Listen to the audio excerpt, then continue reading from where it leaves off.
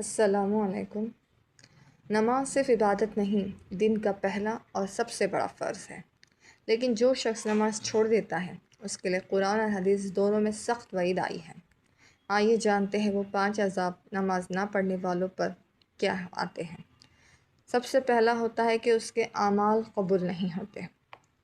آپ صلی اللہ علیہ وسلم نے ارشاد فرمایا، جس نے نماز چھوڑ دی اس کا کوئی عمل قبول نہیں ہوتا۔ مسند احمد، ابن حبان اور سند حسن درجے کی۔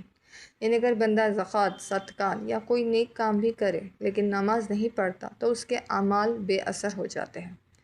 دوسرا، قبر عذاب سے بھری ہوتا ہے، یعنی قبر کے اندر بہت زیادہ عذاب ہوتا ہے۔ سے حدیث میں آتا ہے، قبر یا تو جنت کے باغوں میں سے ایک باغ ہے یا جہنم کے گڑھوں میں سے ایک گڑھا۔ ترمذی۔ یعنی جو بندہ فرض عبادت خاص طور پر نماز چھوڑتا ہے اس کے لیے قبر عذاب کا مکان بن جاتی ہے، یعنی اس پر قبر اتنی تنگ ہو جاتی ہے کہ اس کی پسلیاں آپس میں ایک دوسرے میں گھس جاتی ہیں۔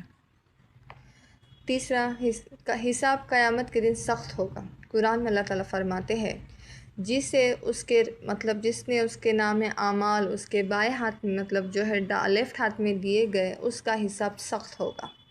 نماز چھوڑنے والا لوگ گنہگار ہے اور ان کا حساب بہت سخت لیا جائے گا۔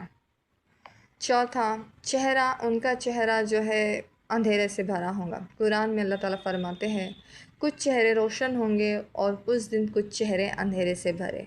یہ ان لوگوں کے لیے ہے جو اللہ کے فرائض کو چھوڑتے ہیں، ان کی پہچان اندھیرے چہرے سے ہوں گی۔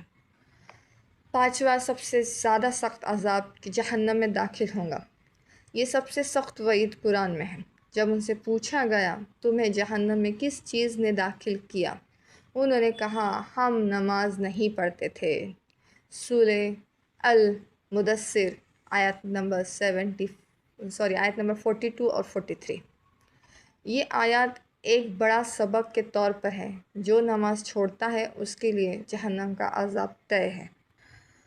نماز ہمارے دین میں ایسا درجہ رکھتی ہے، جیسے آپ صلی اللہ علیہ وسلم کی حدیث ہے نا کہ بدن میں سر کا درجہ کس طرح ہے، اس طرح دین کے اندر نماز کا درجہ ہے۔